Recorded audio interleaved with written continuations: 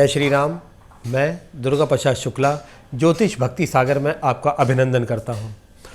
तो मैंने बताया, पिछले एपिसोड में मैंने बताया धन संपदा इत्यादि, धन रोकने के उपाय और भी सब मैंने बताया। आप उसको करें, लाभ प्राप्त करें। मैं केवल बता सकता हूं, एक गुरु, एक डॉक्टर आपको निर्देश कर सकता है कि आप क्या करें। चलना आपको ही है, करना आपको ही है, क्योंकि कर्म तो आपको ही करना पड़ेगा। जब तक हम कोई कर्म नहीं करेंगे, जब तक हमें कुछ प्राप्ति नहीं होगी। जब तक हम सवेरे उठ के भागेंगे नहीं, जब तक हमारे घर में धन नहीं आएगा। जब धन नहीं आएगा तो हमारा पारिवारिक गृहस्थी कैसे चलेगी। अब यहाँ पे जो आज का जो मेन प्रश्न है कि लक्ष्मी की प्राप्ति और लक्ष्मी की स्थिरता, वैभव, यश, मान हमें कैसे प्राप्त हो। हर आदमी जो इस संसार में रहता है, एक नगर में रहता है, उस नगर के बाद एक मोहल्ले में रहता है। एक मोहल्ले में 10 मकान होंगे, 20 मकान होंगे, या गली के जो मकान होंगे, आसपास का उसका मोहल्ला पड़ोस होता है। तो यहाँ पे सबसे बड़ी चीज़ है कि आप कभी देखें कि मोहल्ले पड़ोस में अगर किसी की 4 पहिया वाहन आ गया और हमारे पास 2 व्हीलर वाहन है, तो उसको देखते ही मन की लालसा अपने आप कहेगी कि काश हमारे यहाँ भी 4 पहिए का वाहन नहीं आ सकता। तो हम प्रार्थना तो करेंगे, कामना तो करेंगे। कामना कहते ना, सोचने पे टैक्स नहीं लगता, लेकिन कामना तो करेंगे। अगर फलाने ने मकान बनवाया, बड़ा सुंदर बनाया, उसके मकान को देख के हमने प्रशंसा कर दी, देखी, लेकिन मन की लालसा कभी नहीं मरती। मन यही होता है कि जैसे इसने मकान बनाया ऐसा ही हमारा मकान भी हो, जिसे देख के कहें कि हाँ देखिए कितना सुंदर मकान है, कितना अच्छा मकान है। तो उसी प्रकार से जैसे हम किसी और को देखते हैं तो कामना होना स्वाभाविक है। हम मनुष्य हैं। इस तन को, मन को, चाहे हमारा किसी प्रकार से हमें सुख चाहिए, धन का भी सुख चाहिए, तन का भी सुख चाहिए, मन का भी सुख चाहिए। भगवान से भी जुड़े रहें, धन प्राप्ति भी हो जाए। तो इसके लिए धन प्राप्ति इत्यादि के लिए कि हमारे यहाँ बरकत कैसे हो, धन वृद्धि कैसे हो, तो यहाँ धन वृद्धि कैसे हो, हमें लक्ष्मी की प्राप्ति कैसे हो। लक्ष्मी सबको चाहिए। 8 प्रकार की लक्ष्मी होती है। यश ही है आपकी सबसे पहली, आपकी वैभव लक्ष्मी, जिनका आप व्रत करते हो। ये लक्ष्मी एक अलग है। ये वैभव लक्ष्मी जो है वो है जिनका आप व्रत करते हैं। व्रत करके इनको प्रसन्न करते हैं कि हे माता महालक्ष्मी हमारे घर में स्थिर वास करें।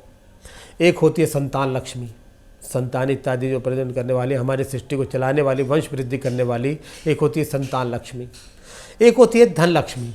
धन वो होता है कि हमारे पास है भी और स्टोर भी रहे। जैसे हमारा कहते हैं घर में, हमारे रसोई में तो सब कुछ भरा पड़ा है, मगर हमें एक स्टोर भी चाहिए जिसमें एक्स्ट्रा और धन रहे या कोई एक्स्ट्रा अन्न रहे। वो हमें समय पे अगर ना हो तो आपातकाल में हम उसका सेवन इत्यादि उसका प्रयोग कर सकें। और उसके भाव में है यश लक्ष्मी। यश कहते हैं मान और प्रतिष्ठा को। अगर आपके यहाँ कोई आदमी रह रहा, आप जिस मोहल्ले में रह रहे हो, वहाँ आप यही चाहते हो कि हमें लोग अच्छी दृष्टि से देखें, सम्मानीय दृष्टि से देखें, तो वहाँ पे वो लक्ष्मी जो यश लक्ष्मी है वो काम करती है। तो यहाँ पे सबसे पहले मैं आज आपको एक उपाय बताऊंगा कि शुक्रवार जो लक्ष्मी दिन होता है, उस दिन शुक्र बड़ा उदयमान रहता है। उस दिन अगर आप लक्ष्मी की प्राप्ति चाहते हैं तो सायकाल कुछ आपको छोटे से उपाय करने से, घरेलू उपाय करने से, घर में ही आपको उपाय करने हैं। उस उपाय को करने से आपके घर में सुख, शांति, धन संपत्ति, यश, मान, प्रतिष्ठा इत्यादि और माता महालक्ष्मी की विशिष्ट कृपा आपको प्राप्त होगी। वैसे तो कायदे में जिस दिन आप ये शुक्रवार इसमें व्रत नहीं कर सकते हैं, व्रत करना आपकी इच्छा है, वो अलग बात है।